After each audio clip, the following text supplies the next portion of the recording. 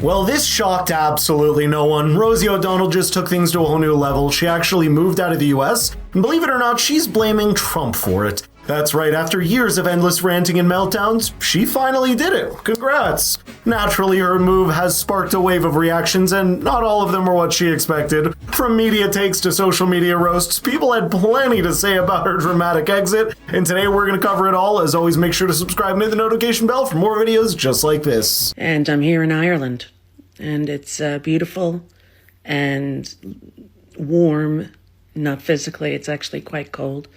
Moved here on January 15th, and it's been pretty wonderful, I have to say. The people are so loving and so kind, so welcoming, and I'm very grateful. I'm in the process of getting my Irish citizenship, as I have Irish grandparents. And when, it is safe for all citizens to have equal rights there in America, that's when we will consider coming back. Yep, she actually let her fears get the best of her and moved to Ireland. Her original video was over 9 minutes long, but trust me, I wouldn't waste your time or brain power subjecting you to that. No one needs that kind of negativity in their life. This short clip sums it up perfectly. Obviously, the internet wasted no time reacting, and we're here for it. The best reaction came from President Trump, and he had the perfect opportunity to troll her while taking questions from the press, alongside none other than the Prime Minister of Ireland. And that is when this cheeky question came up. Ireland is known for very happy, fun-loving people, great attitude, many in this room right now that I've met. Why in the world would you let Rosie O'Donnell move to Ireland? I think she's going to lower your happiness level. That's true. Thank you. I like that question. Do you know you have Rosie O'Donnell? Do you know who she is? Do you know who she is? Yeah.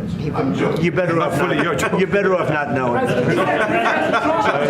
That is hilarious. The poor PM was caught off guard, but I don't think he had many options to begin with. Louis C.K. took it to X to call out Rosie's over-the-top reaction, saying, "This is why Democrats lose. Just a bunch of sensitive whiny bees. At some point, people want the crying to stop and someone to fight for common sense without caring whose feelings are hurt." And he's not wrong. The left's constant alarmist hysteria isn't helping them. It's exhausting even their own supporters. Instead of offering solutions, they just double down on the outrage, fueling a never-ending cycle of fear and anger. If you listen to AOC or MSNBC for 5 minutes, you'd think the world is about to collapse. But I guess that's what you resort to if you can't offer real reasons for people to vote for you. The most interesting reaction came from Republican strategist Michael Singleton, and it's safe to say he didn't hold back. If you have disagreement with the president, you have disagreements with the Republican Party, and you feel strongly enough about these issues, fight for what you believe in.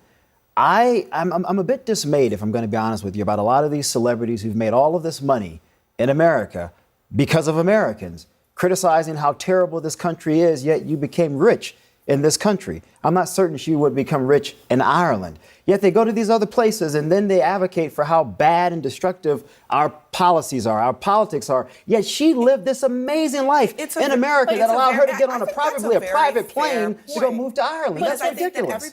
She didn't become rich under Donald Trump. She became rich in America, though. It's all fine. It's called the United States of America, not Trumpistan or Trumpland, so saying she didn't become rich under Trump is just absurd. What did her bank account suddenly freeze the second they took office? They love to act like just because Trump became president, they're not citizens of this country anymore, which is as dramatic as it is ridiculous. And the young man is right. These celebrities rake in millions, live in luxury, and enjoy every perk the country has to offer. But the second that their party isn't empowered, well, they throw a fit like a child who just lost a board game. They talk about leaving as if we live in an Airbnb. The bottom line is you either believe in your country or you don't. You don't get to pick and choose based on who's sitting in the Oval Office. Bill O'Reilly also gave his 2 cents on the topic, and he took a different angle. But Rosie O'Donnell is over in Ireland now, and she told everybody that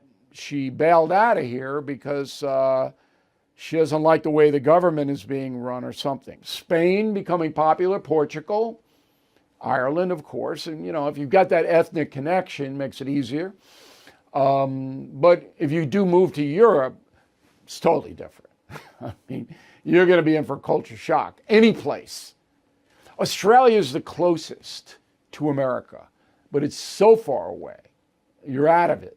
But culturally, Australia and America, very similar about how people go about their daily lives. Exactly. We may live in a hyper-connected world where you can research any country with a few clicks, but actually living there is a whole different experience. Moving somewhere means adapting to a different culture, values, and laws, things that aren't always obvious from the outside. Take Europe, for example. You've probably seen the UK cracking down on so-called hate speech, where people have been arrested over social media posts, and while Ireland isn't quite there yet, it's heading in that direction. Just last year, a new hate crime law came into effect, and we all know how this story plays out. Once governments start deciding what people can and can't say, it's only a matter of time before freedom of speech takes a nosedive. The viewer trying to draw sympathy for Rosie, and the way Anna Navarro put it, is beyond delusional. That if you're Rosie O'Donnell, who he hates, and in fairness, she hates him, it's mutual. Oh, yeah. And you are listening to him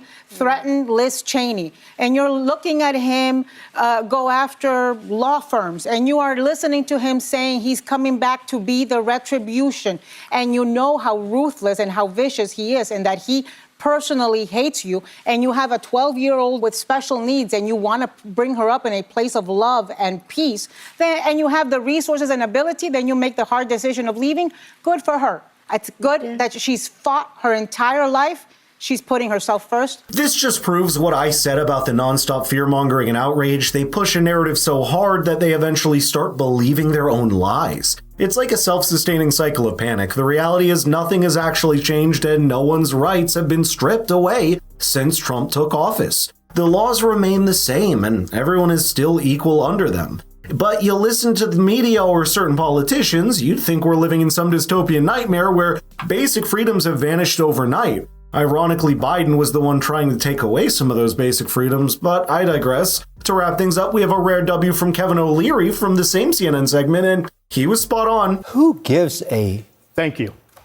beep about Rosie O'Donnell and where she wants to go? I don't care what celebrities think about politicians or who they want to vote for. I think the last election proved it doesn't matter who you are. You are a celebrity opinion on politics. Who cares what I think in terms of my picking a politician or who I vote for? You make your own decision. If she wants to move to Phnom Penh, move to Phnom Penh. She wants to go to Ireland, great. It's a better passport. You get an EU passport, not the British one. It's better. But who gives a beep? I cannot stress this enough. The last elections proved just how little influence in the entertainment industry actually has these days. At this point, I don't think they'll be back in anyone's good graces anytime soon, but I'd love to know your thoughts here, so let's get the conversation rolling in the comments down below. And if you want your friends to get their coverage from an independent source like us, please share the video with them. Thanks so much for watching. I'll see you in the next one.